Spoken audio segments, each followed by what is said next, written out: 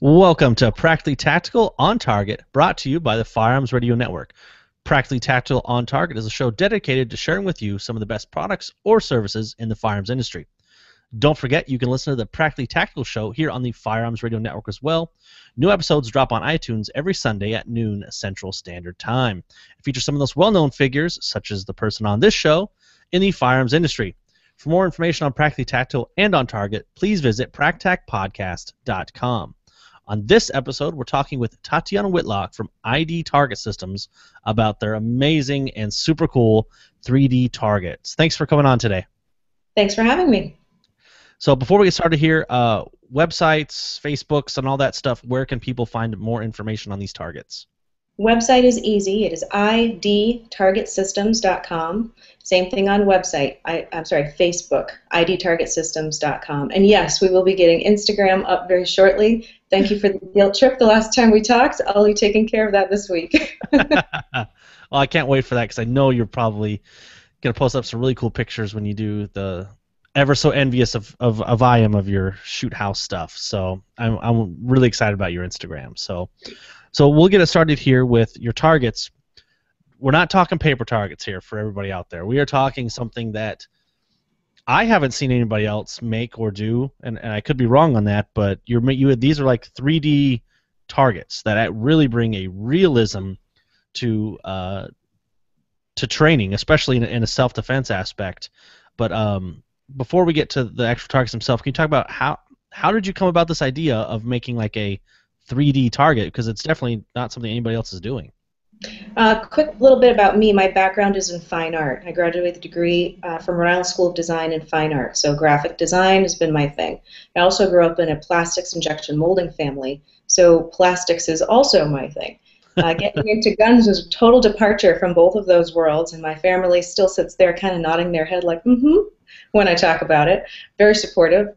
So the targets were a great way to kind of meld all of the worlds together. Where they came from, the concept, two places actually. One is actually the square range and the other is the shoot house. Square range training, when you work with a paper target, you start to work angles on a paper target. Dimensionally, in my world, has been thinking problem solving in 3D, since I could chew and product test on my father's prototype designs. I'm looking at this two-dimensional paper target going, well, would that shot have actually been effective at a 45-degree angle if there was form and mass there? Or would I have maybe just shot the bridge of his nose out? Would that have been an effective hit? Though the rounds look like they would go where they're supposed to on something flat, something dimensional is very different. So that was the first concept developing platform. Getting into the shoot house made me say, okay, I really need to try this out. I was getting into trouble for missing targets. And the targets that we were using are the cardboard box reactive targets that a balloon is suspended in, and you can throw a t-shirt on and draw smiley faces on and all that stuff. There was a television, one of the old-fashioned super widescreen tube TVs that was in a corner, and came into this first room, cleared the corners like we were supposed to, collapsed sectors of fire within the room, and I missed the top of the head of the cardboard box that was behind the TV. Because for me, I'm looking for the faces on the paper targets that we were shooting earlier in the day on the square range to warm up. Completely did not register me as what I was supposed to be engaging for the head of something. So the intent was that we would shoot through the intermittent barrier of the TV, drop the target appropriately, and move on. And I completely missed it. So to have something that represented more closely to the real world, which is somebody that's trying to hurt you, a face, a dimensional face, solve both of those problems. So we started prototyping pretty quickly. No, and I think that is the best thing about your targets. And for those curious, I have, if you go to the YouTube video, you can see the one behind me that I've all shot up, and I'm working on a video coming out on it. But we talked about it when you were on the show, episode 33, is the first time that rifle, handgun, doesn't really matter what it is. When you look down your sight and you pull up on your target, and there's a face to it, and not just a printed face or a paper face. It is a 3D face. There are shadows that come from it, and there are if you look at the dimensions or depths that it makes, there's different sizes in the chest. It's not just a like one size chest comes out. It really puts that realism and thinking of how I look at it as, hey, if I actually have to do this, this puts a real face to that defensive training. I think that is really important about the targets that you offer to everybody. Is that kind of the thinking along there? Absolutely. They are proportional to an average human form. They're 18 inches shoulder to shoulder. The head is the size of an average human head, adult male head. The depth of the targets gets to about 5 inches deep. So we do represent the true kind of anatomy of the torso of a fair, relatively fit guy, trying to work with what we can work with here. And the face is a generically shaped face. There's no special features to it, but he does have a nose, he does have a chin, he does have reference points built into the structure of the form beyond just the fact that it is a photo, realistic, printed on plastic. And then I've developed a manufacturing technique that allows me to get the depth of draw and maintain the image quality over that distance, which is kind of unique in and of itself and took a little trial and error to make possible, but it is definitely getting the effect across. And it's very disconcerting the first time you get your sights onto an actual figure. Truly, it's like a figure. And at off angles, it's almost like their eyes follow you too, which is a little bit creepy. That's how you planned it, though, right? Absolutely. Well, I had the opportunity to take them out and shoot. On Thursdays, I shoot a defensive pistol league. Then Fridays, I shoot a defensive AR league. And then on one of those days, I can't remember which one, I had it out there, and all the guys that run the league were just loved them. They wanted to steal the few that I have, and I told them no, but they were absolutely amazed by it and said, hey, this is something we need to look at. So when you're looking at target audiences, you're talking, shoot houses like we talked before. A person could absolutely buy them and train them, whether it be indoor or outdoor. Who should be looking at purchasing these targets?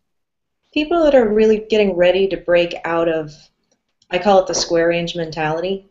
When you're really starting to get ready to start training your problem side of the shooting scenarios that you're playing at, really on the square range, that we build the skill sets for on the square range, when you start wanting to advance beyond that and start building in threat assessment, because the targets are designed and come out of the box with a threat, right? The guy's pointing a gun at you. Once you've shot that target up, you can change the threat level by changing an adhesive patch on the chest. We typically shoot out the high thoracic and brain box zones on the targets, and those zones are replaceable. The chest is replaceable with an adhesive patch that has either the gun itself, a knife, or a cell phone. So when you want to start running a course, different targets at different places, running behind barriers, you can change out whether you have to shoot or no shoot. Is this a shoot or no shoot solution? So with that in mind, it's very applicable to law enforcement military training, because it's not just running and gunning and everything that's standing there. It makes you think, it makes you process the information. And for a lot of people, it's the first time that they actually have to do that threat assessment and analysis of an individual. Is it unknown? Does he have both his hands up? Do you have to communicate with that inanimate object? But for many people, especially in a shoot house, which is another great environment for mixed enrollment courses, civilians, law enforcement, military, all kind of show up to these shoot house classes. For many of us, that's the first time we've ever had to do that.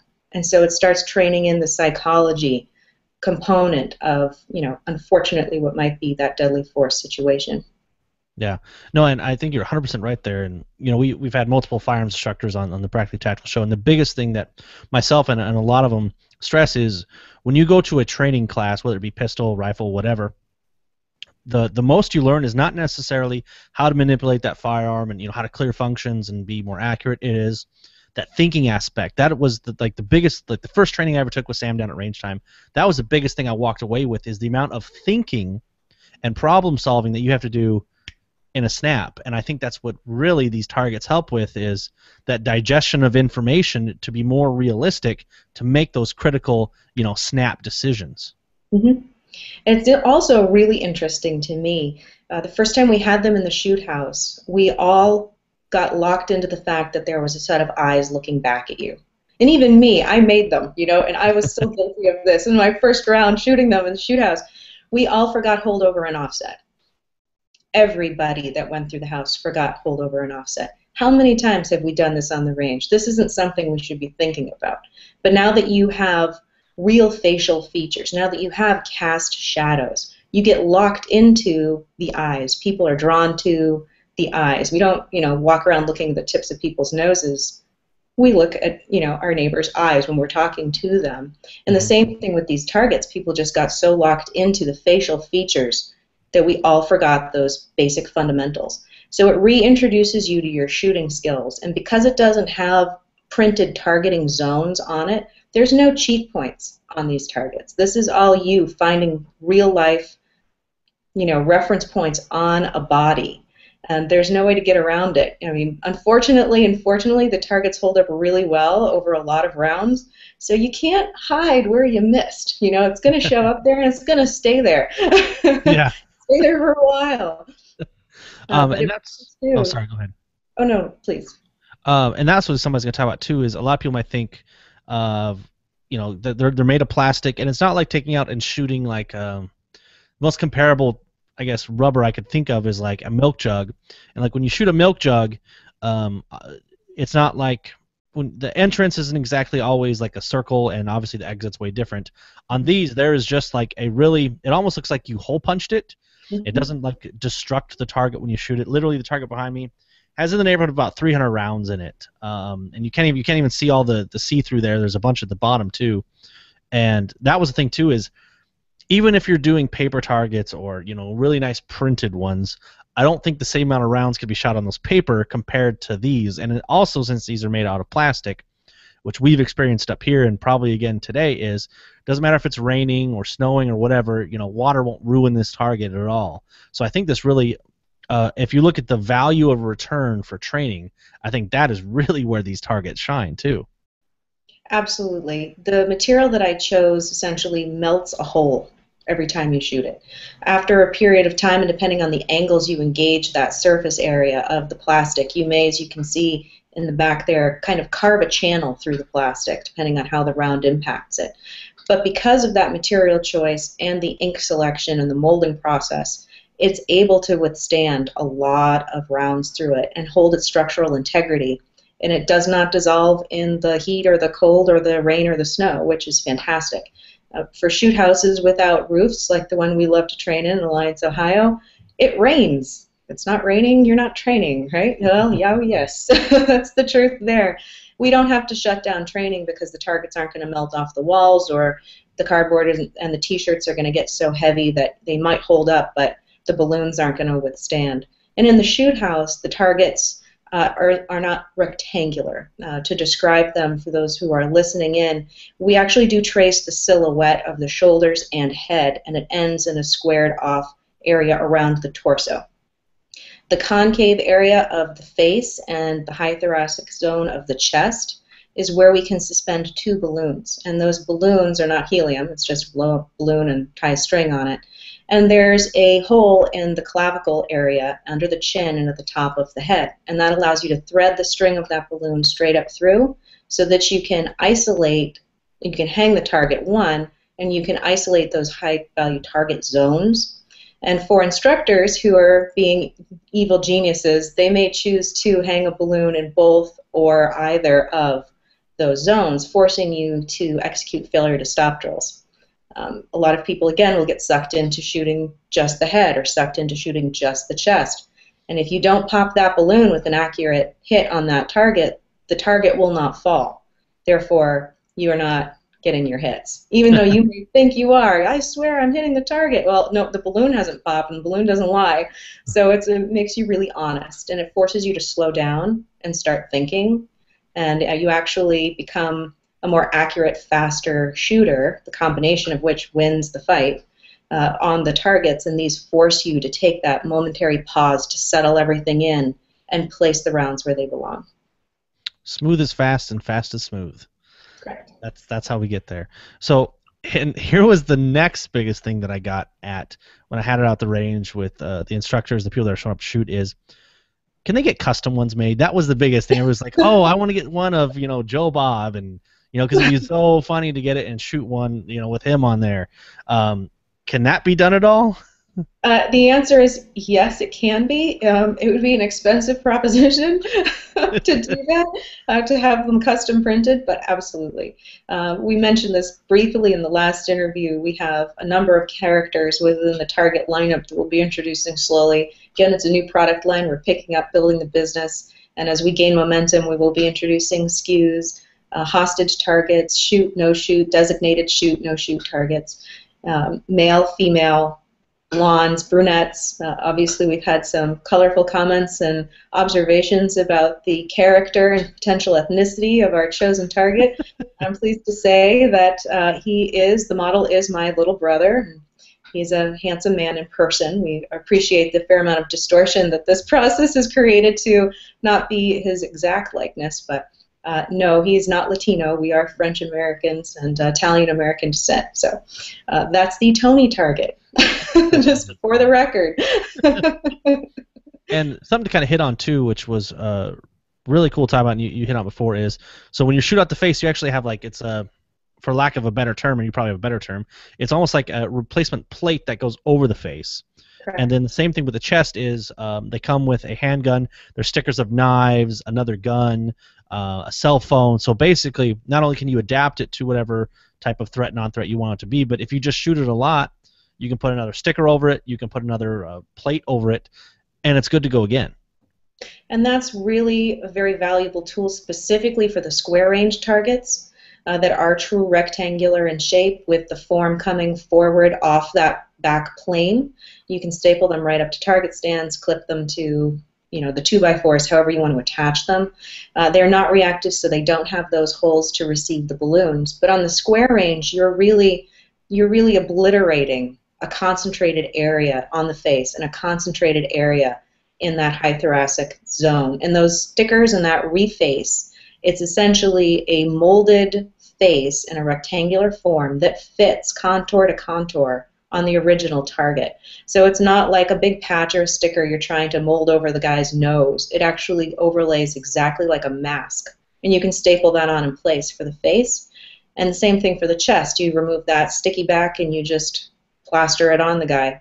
And now you have another life cycle of use. Most of the kits we offer on the website give you 2 to 3 life cycles worth of accessories, the refaces and the chest patches. So on average, they're about $15 per base target. But with the accessories, you get 3 life cycles. You're down to $5 or less per target cycle. So that makes them a little bit more affordable and digestible for folks on a budget or looking to outfit a training facility or agency. Okay, and that was going to be my absolute next question was, so when they go to your website, you offer different packages, anywhere from like you have like a try it kit if someone wants to just order that just to try it out, then all the way up to instructor kits and range kits. So I think the kit idea is absolutely fantastic. Is there any other stuff we're missing for the ordering aspect that might be important to either firearms instructors or ranges or people that just really want to up their defensive game? Some agencies have actually contacted me about more than just what the kits have for them.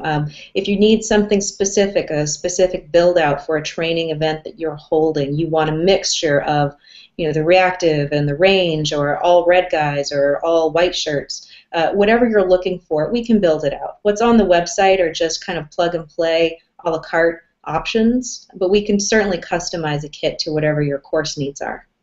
Okay, and I have to ask too, because I saw it on, I believe it was your Facebook page. Do you have a MILF kit? And people are gonna laugh when they hear that. Yeah.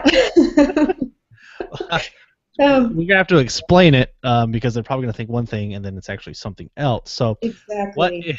What was the MILF that we saw online?